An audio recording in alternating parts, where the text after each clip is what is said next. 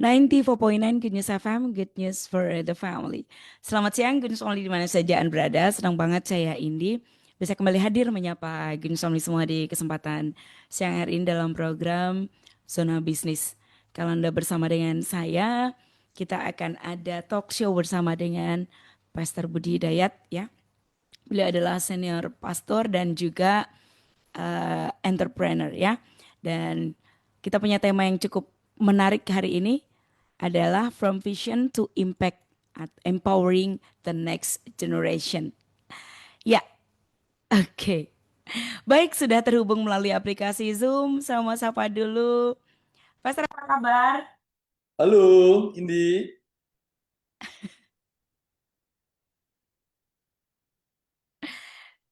Selamat siang, Pastor. Selamat siang, Indi. Mohon maaf terlambat, di mana-mana macet. Enggak, Pastor, aman. Ya, hujan Oke. deras.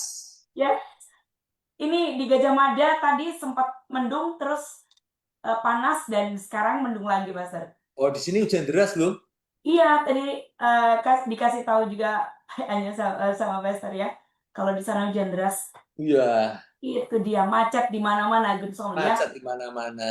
Well, thank you Pastor sudah bergabung, sudah kembali di sini. Udah lama banget nggak Iya, upload. iya, iya, iya, iya. Dan hari ini kita punya tema yang keren karena apa namanya? Selalu keren sih temanya ya. Bulan Oktober ya Pastor ya. Bulan Oktober Bulan Sumpah Pemuda. yes, identik dengan Sumpah Pemuda, kayak gitu kan. Dan kita tema hari ini adalah temanya From Vision to Impact. Jadi bagaimana empowering the next generation of leaders. Beliau itu suka banget dengan kepemimpinan, makanya tema ini pas banget buat beliau. Pastor, kalau menurut Pastor nih, Pastor Budi, Ya, apa sih relevansi Sumpah Pemuda buat now generation, oh ya, khususnya dalam hal kepemimpinan? jelas sangat berpengaruh karena Mhm. kalau menurut definisi pemuda di Indonesia, menurut undang-undang ya, itu Mhm. adalah warga negara usia 16 sampai 30 tahun. Mhm. Jadi itu yang dikatakan pemuda di Indonesia itu secara undang-undang ya Mhm. adalah mereka yang usia 16 sampai 30 tahun. Nah, Mhm. usia ini memiliki karakteristik ya. Yang pertama produktif, Mhm. yang kedua apa namanya kreatif, Mhm. yang ketiga generasi yang punya potensi perubahan. Mhm. Jadi kalau Indonesia ingin maju kan harus berubah nih. Yes. Yang paling bisa untuk diajak berubah adalah para pemuda. Mhm. Mereka yang menurut undang-undang itu ada di usia 16 sampai 30 tahun, ya. Mhm. Nah, secara populasi itu dicatat bahwa mereka yang ada di rentang usia ini pada tahun 2022 ini Mhm. itu ada di 66 juta orang Wow. atau sekitar Mhm. 24% dari penduduk Indonesia. Mhm. Ya, jadi ini sejumlah angka yang sangat besar. Misalkan kalau kita bandingkan dengan seluruh penduduk Singapura atau bahkan Malaysia. Mhm. Singapura itu sekarang penduduknya kurang lebih mungkin 6 juta. Di Mhm. Indonesia pemudanya saja 65 juta atau 66 juta. Malaysia itu mungkin penduduknya sekarang 30-35 juta. Mhm. Indonesia pemudanya saja itu 66 juta. Jadi sebenarnya menyimpan satu potensi yang sangat luar biasa. Ingat ya, tadi Mhm. karakteristiknya apa? Karakteristiknya produktif. Mhm. Karakteristiknya apa? Kreatif. Karakteristiknya apa? Bisa mudah diajak berubah. Jadi ini sebuah Mhm. potensi yang sangat besar ya. Yes. Nah, kalau kita Mhm. lihat kalau tadi bertanya mengenai potensi kepemimpinan, ya Mhm. ini mereka yang ada di usia ini dalam waktu 5, 10, 15 tahun ke depan akan menjadi pemimpin-pemimpin. Di mana? Di perusahaan-perusahaan. Di mana? Di BUMN, di BUMN. Di mana? Di pemerintahan, mulai dari legislatif, eksekutif, ya. Mhm. Intinya ya ini suatu generasi yang bukan hanya masa depan menurut saya, tapi generasi masa kini yang menyimpan satu potensi kepemimpinan yang sangat besar dan luar biasa. Yang tadi saya katakan kalau di compare dengan negara-negara tetangga kita ya. Dan dari data itu tadi kan ada kira-kira 66 juta pemuda di tahun 2022 nih India. Yes. Statistiknya itu BPS 2022 dari 66 juta itu dikatakan 60% tinggal di perkotaan. Jadi secara statistik mereka yang di perkotaan ini. Jadi intinya apa? Intinya dari yang kita katakan pemuda itu adalah 24% penduduk Indonesia, 60% ada di perkotaan ya. Jadi apa namanya? Diasumsikan begitu Indi bahwa mereka ini generasi yang lebih terdidik. Karena apa ya, kalau di kota harusnya mereka semua punya akses kepada pendidikan minimal sampai SMA lah begitu ya. Jadi dibanding generasi-generasi sebelumnya, mereka ini tergolong generasi yang memiliki pendidikan yang lebih baik gitu ya. Yes. Mungkin sampai di situ dulu Indi. Yeah. Well, jadi relevansinya juga sangat erat ya Pastor untuk future untuk masa depan yang akan datang gitu ya. Sangat berpotensi. Yes, well, kayaknya tadi mungkin udah di-spill sama Pastor. Kalau dengar kata pemuda Indonesia, 3 kata pertama yang langsung muncul di benak Pastor Budi apa? Ya, yang pertama identitas, yang kedua adalah budaya, yang ketiga adalah kreativitas. Mungkin 3 kata yang keluar di kepala saya. Keren. Yes, ini esensi banget sih Pastor, identitas, budaya, dan kreativitas. Yes, ini apa ya, relate dan ini need-nya deh kayaknya Pastor ya.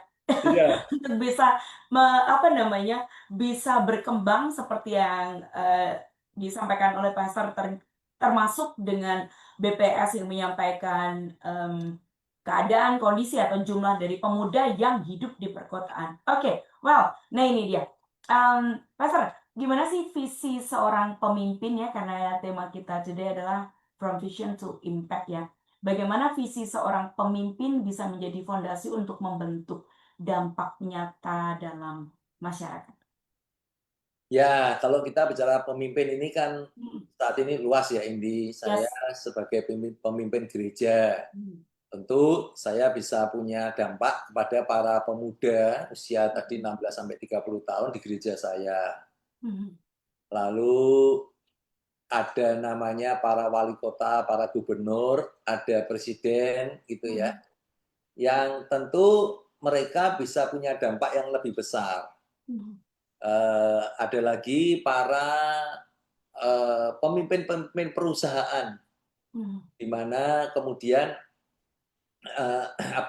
tenaga kerjanya saya menduga sebagian besar adalah mereka yang saat ini kita sebut sebagai pemuda yang usia produktif itu, atau paling tidak dalam persentase yang besar para pekerja di perusahaan-perusahaan ini adalah mereka yang masuk dalam kategori pemuda seperti yang kita bicarakan tadi.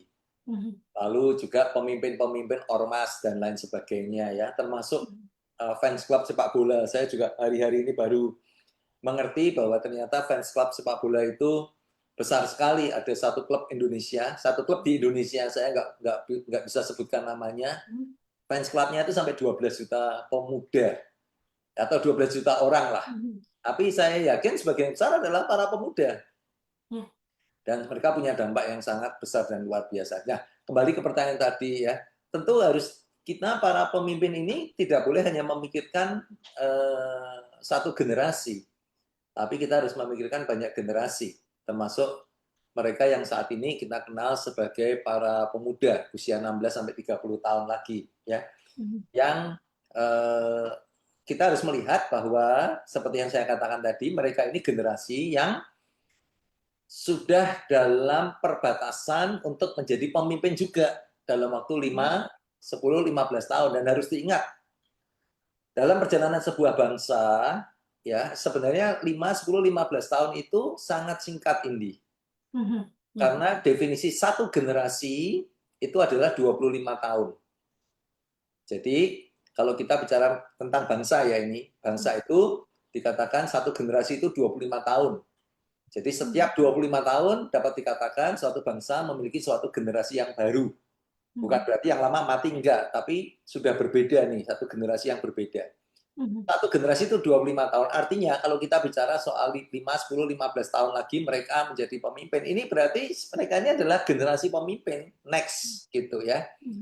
Nah, kita para pemimpin sekarang ini tentu punya dampak yang sangat besar gitu. Apakah kita itu apa namanya ya? Pertama, memberikan mentoring yang baik kepada para pemuda kita, menyiapkan mereka untuk masuk dalam kepemimpinan, begitu ya, atau kita generasi yang tidak peduli, generasi atau bahkan generasi yang menghambat. Saya kira ini peran pemimpin masa kini sangat penting untuk kita itu bisa berpikir besar dan berpikir panjang.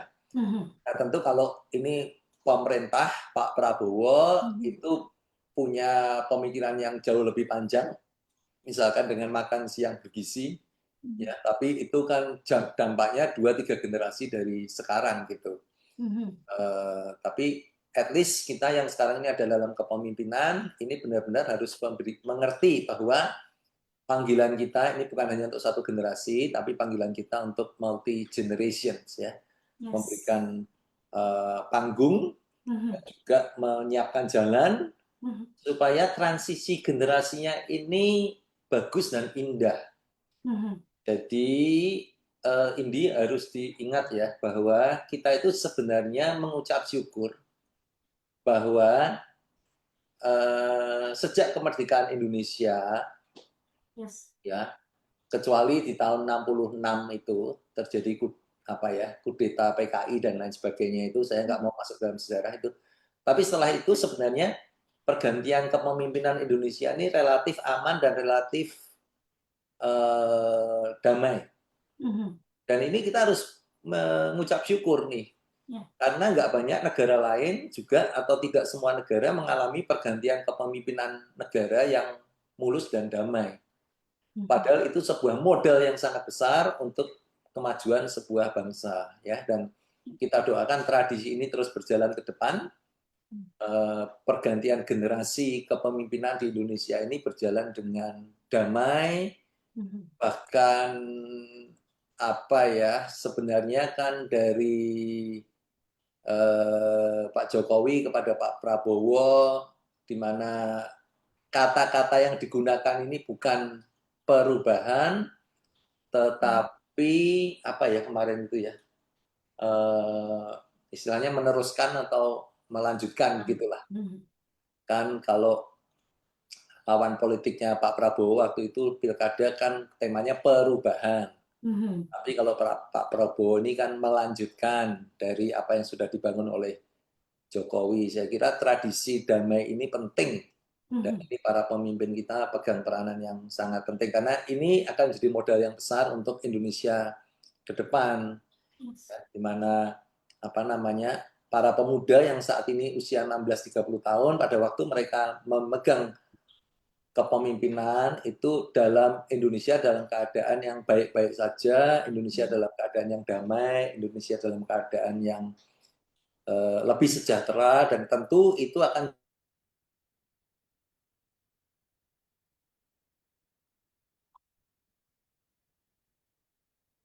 Sedikit nge-lag misalnya.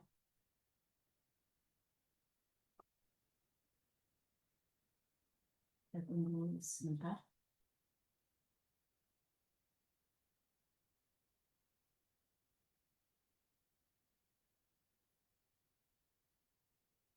Baik.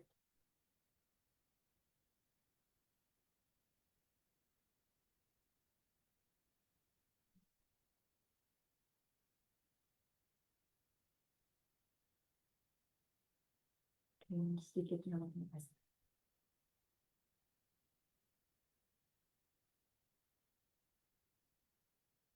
Siang Pastor.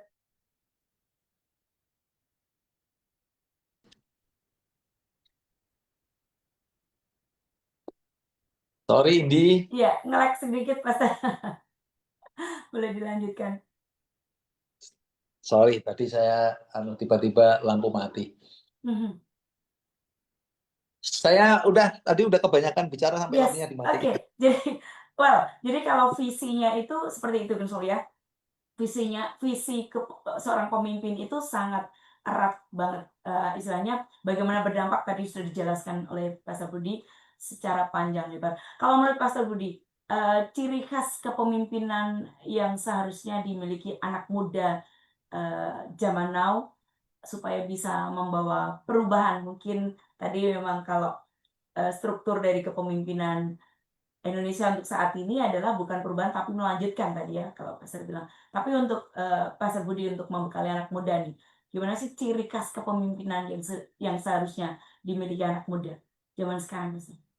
Oke, ini pertanyaan yang bagus ya. Tentu Yes. kita hidup di dunia yang berbeda dengan tahun 1928 ketika Sumpah Pemuda dicetuskan. Karena waktu itu perjuangan kita melawan penjajah. Ya. Jadi tentu diperlukan orang-orang yang berani dalam arti secara militer begitu ya, dan secara politik menentang penjajah. Nah, saat ini kita ada di dunia yang berbeda nih, Indi. Kita tidak sedang berperang dan kita berharap Indonesia tidak pernah masuk dalam perang dengan negara Amin. manapun. Kita tidak sedang melawan penjajah, tapi saat ini kita masih melawan kemiskinan. Ya. Kita masih melawan kebodohan. Dalam arti tingkat pendidikan kita masih tertinggal di negara-negara yang lain. Kita masih tertinggal di dalam hal teknologi. Kita masih menghadapi challenge secara etika dan moral, walaupun kita punya punya adat ketimuran, tapi secara umum terjadi moral dan etika kita harus dibangun dengan lebih hebat lagi. Nah, ini saya kira para pemimpin muda ini harus menyadari bahwa mereka punya tanggung jawab dalam hal ini sih. Jadi secara kreatif begitu ya, secara inovatif. Itu intinya yang mau saya katakan begini. Sebenarnya para pemuda saat ini punya modal yang jauh lebih baik daripada mereka yang ada di tahun 1928. Yes. Mau ngomong soal apa? Keadaan hidup atau tingkat kesejahteraan. Jelas kita lebih baik.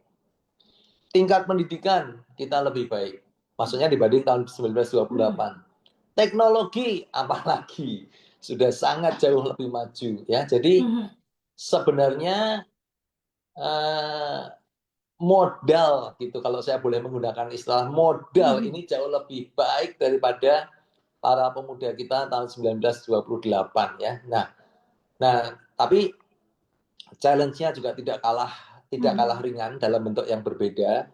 Makanya ya ini sebenarnya satu kesempatan tapi sebuah tantangan ya, sebuah kesempatan dan sebuah tantangan untuk bangkit ini orang-orang yang punya visi ya untuk Indonesia, sama seperti para pemuda yang berkumpul pada tahun 1928 yang tidak puas dengan keadaan saat itu, yang ingin supaya Indonesia ini menjadi sebuah bangsa yang berdaulat, ya, menjadi sebuah bangsa yang bermartabat begitu. Nah, saya kira saat ini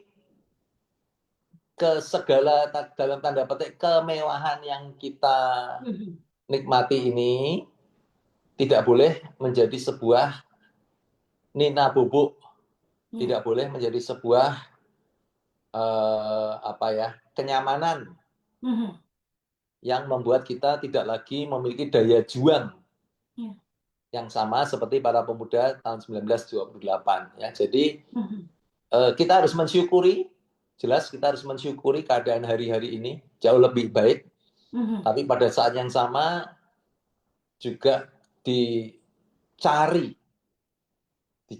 ini pemuda-pemuda yang punya visi yang besar buat bangsanya, buat negaranya, buat negara kita maksudnya, yang mungkin pertaruhannya bukan nyawa ya, tapi mempertaruhkan masa depannya begitu untuk sesuatu yang lebih besar, yaitu Indonesia yang bisa melompat ke Indonesia Emas 2045. Jadi poin saya Indi, itu bukan hal yang mustahil, tapi tidak mudah ya. 2045 ini kan 20 tahun dari sekarang nih Indi. Ya. Persis seperti yang tadi saya katakan nih, mereka yang di usia 30, 2045 usianya 45. Mereka yang di usia 25, 20 tahun lagi mereka, betul ya, 20 tahun lagi mereka ada di usia 45. Kalau yang usianya 30, 20 tahun lagi usianya 50 gitu ya. Jadi itu usia-usia emas. Mereka menduduki puncak-puncak kepemimpinan gitu ya. Jadi ya ayo, saya berharap dari mereka yang mendengar pembicaraan kita hari ini ya terinspirasi, bangkit begitu, mengatasi segala keterbatasan. Ada yang mungkin keterbatasan pendidikan, ada yang keterbatasan finansial dan lain sebagainya. Tapi kita harus percaya pada mimpi Indonesia Emas. Dan menurut saya kalau dulu Amerika itu punya namanya The American Dream itu ya. Kata American Dream itu artinya semua orang punya kesempatan yang sama. Kok saya itu yakin di Indonesia juga kita bisa punya kesempatan yang sama. Artinya di Indonesia ini apapun keterbatasan yang Anda miliki saat ini, semua orang punya kesempatan yang sama. Siapa yang punya visi yang besar, siapa yang mau punya daya juang yang besar, ya akan muncul itu, akan lahir pemimpin-pemimpin masa depan yang akan memimpin Indonesia memasuki Indonesia Emas 2045. Itu doa saya, dan semoga dari mereka yang mendengar kita hari ini, Indi, itu satu kali bisa datang lagi kepada kita dan mengatakan bahwa hidup mereka dibangun, diubahkan, atau di-challenge oleh pembicaraan kita yang sederhana siang hari ini, Indi. Oke. Masih ada pertanyaan, boleh? Boleh dong. Asik. Siap. Masih relate dengan yang disampaikan Pastor tadi. Sebenarnya kalau kita memakai semangat itu masih applicable dengan kemewahan yang saya boleh kutip kata-kata Pastor, kemewahan yang didapat untuk the now generation ya. Tidak semuanya mungkin dari 66% yang Pastor sampaikan tadi, masih banyak pemuda yang tergoda untuk cepat sukses, tapi juga kadang lupa soal proses dan integritas. Pastor punya saran nggak sih? Gimana cara menyeimbangkan antara mereka punya ambisi dan nilai yang benar ya, seperti itu. Mungkin Pastor punya saran. Indi, aku kan seorang pendeta ya, Indi. Yes. Jadi mungkin saya ingin mempersempit pembicaraan kita hari ini kepada para pemuda gereja. Yes, right. Nah, pertanyaan ini sangat relevan. Bukankah itu yang sebenarnya menjadi nilai-nilai Alkitab yang harusnya membedakan kita dengan mereka yang punya nilai-nilai yang berbeda, atau mereka yang tidak punya nilai yang sama. Jadi sebenarnya dorongan saya dan challenge saya kepada para pemuda gereja justru ya, hal yang pertama yang harus kita pamerkan kepada dunia. Kalau Alkitab mengatakan kita itu harus seperti terang.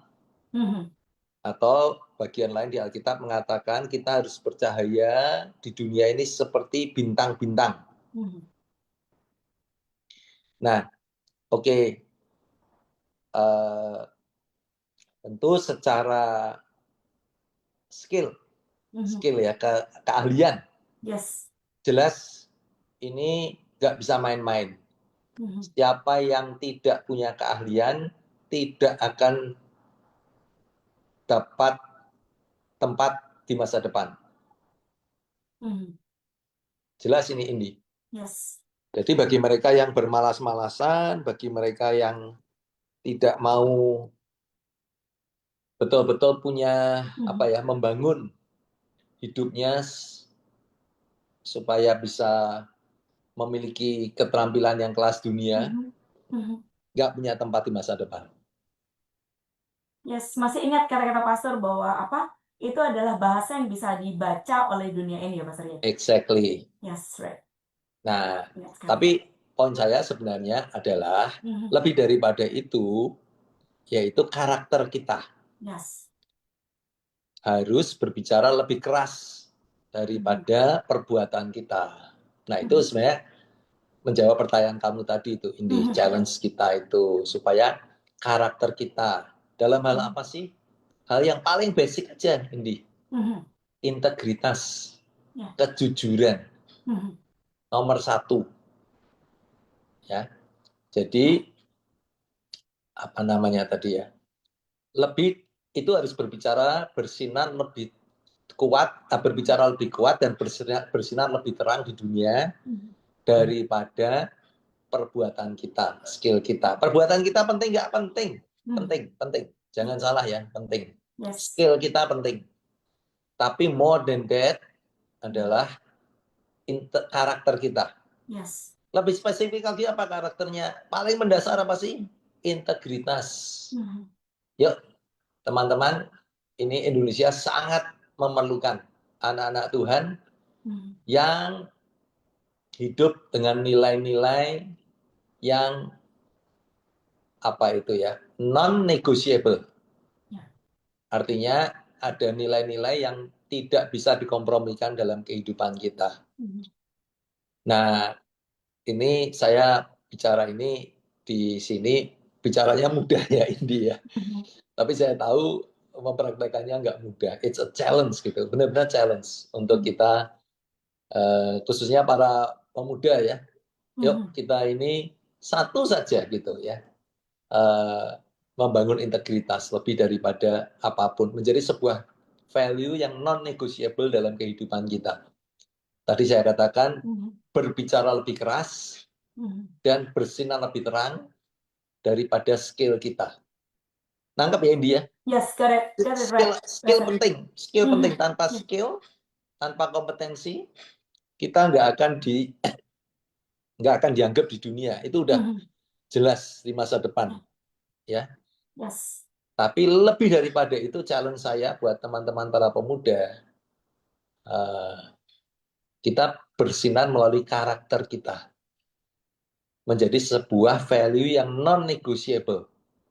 Wah, itu kalau bisa muncul anak-anak Tuhan, para pemuda gereja, saya sangat terharu dan akan sangat bangga sekali melihat anak-anak Tuhan ya keluar dari gereja menjadi terang dan garam di dunia, menjadi bintang-bintang yang bersinar, bukan hanya melalui skill kita, tapi lebih daripada itu melalui karakter kita, melalui integritas. Itu akan sangat keren sekali, Indi. Well, well, well, well. Aduh, ini apa namanya? Out of the blue. Lebih dari ekspektasi jawabannya ini, Pastor. Pastor, satu lagi. Pastor pernah nggak sih mungkin dengar curhatan mungkin dari anak-anak, tantangan terbesar buat mereka yang menghambat the now generation itu untuk benar-benar bergerak, moving gitu ya, dari visi ke aksi. Ya, Mhm. tantangannya apa gitu? Yes, right. Tantangan terbesar Ya, mungkin. ya antara ini visi itu kan sama dengan mimpi ya. Ya. Nah, apakah mimpinya ini menjadi kenyataan atau sekedar menjadi sebuah mimpi? Nah, itu bedanya di situ. Eh, Right, Ya, ya. kalau ah, Mhm. Ya, ya, lanjut. ya ini. Jadi Mhm. ya kalau menurut saya bicara hal yang sangat sederhana aja ya. Ya. Yang pertama kemalasan, Mhm. Nah, kemalasan ya kan. ya. Harus ya memang nggak bisa enggak gitu. Kalau kita mau bersinar apa kita mau hidup kita dipakai oleh Tuhan, jelas harus membuang semua jenis kemalasan Mhm. gitu ya. Ya. Apa namanya? Bukan berarti nggak boleh menikmati kehidupan. Ini beda ya. Mhm. Jadi eh Berbeda. ya itu yang pertama lah, Yes, kemalasan lah ya. males. Semua tahulah Itu kita. ada di segala zaman, di Yang kedua generasi apapun, Pastor ya. adalah daya juang atau dalam bahasa Inggris itu digunakan kata grit. Grit itu sebenarnya daya tahan. Jadi kalau kita menghadapi tantangan, itu seberapa kuat sih daya tahan kita menghadapi tantangan. Nah, kalau saya tanya di sini ya, memang semakin hari kita itu semakin dimanjakan oleh teknologi. Jelas itu, Indi. Ya. Pertanyaannya, ke depan itu hidup akan lebih gampang atau lebih susah? Itu aja. Nah, kalau kita menyadari bahwa di tengah segala kemanjaan yang kita terima dengan teknologi, tapi challenge kita itu lebih besar, berarti apa? Berarti daya tahan tadi faktor utama nih, faktor penting. Saya meyakini bahwa oke, ke depan ini teknologi akan sangat memanjakan kita. Ada dulu kalau mau cari sesuatu harus buka Yellow Page. Yellow Page itu. Mungkin para pendengar kita yang golongan pemuda tanya itu makanan apa Yellow Page itu. Tapi sekarang Google. Nah, tapi bukan hanya Google, udah ada lagi Chat GPT, ya kan? Kita jelas dimanjakan, tapi satu sisi kita juga menyadari challenge yang kita hadapi membuat hidup kita semakin hari nggak semakin mudah, challenge-nya makin besar. Maka tadi grit ya atau daya tahan itu jelas faktor penting kalau kita mau bangkit menjadi pemimpin-pemimpin di masa depan ya. Artinya apa? Artinya dicari orang-orang kualitas pemimpin yang punya namanya daya juang atau daya tahan dalam kehidupan mereka.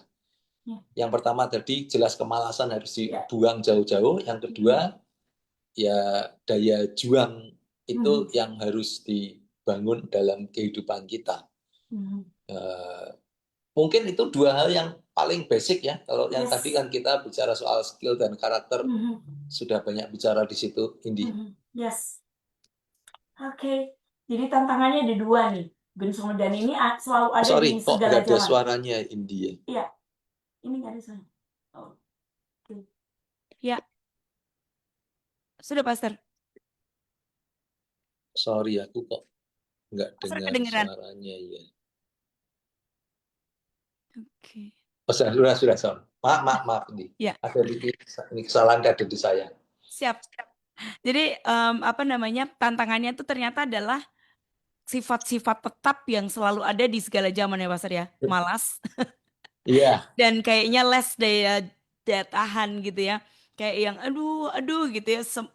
Mudah mengeluh itu ya. Tantangannya mungkin seperti itu. Ini keren banget Ginsalu ya. Oke.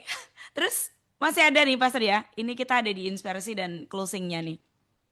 Kalau kepemimpinan menurut Pastor ya, diibaratkan sebuah benda sederhana sehari-hari, menurut Pastor Budi itu benda apa and why? Wow. Kepemimpinan itu benda apa ya? Bentar.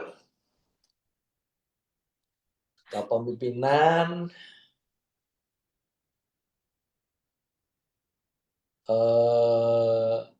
apa namanya? Obor. Oke. Obor. And why? Obor itu apa? memimpin orang Mhm. untuk mengikuti kemana obor pergi, itu kurang lebih ya. Mhm.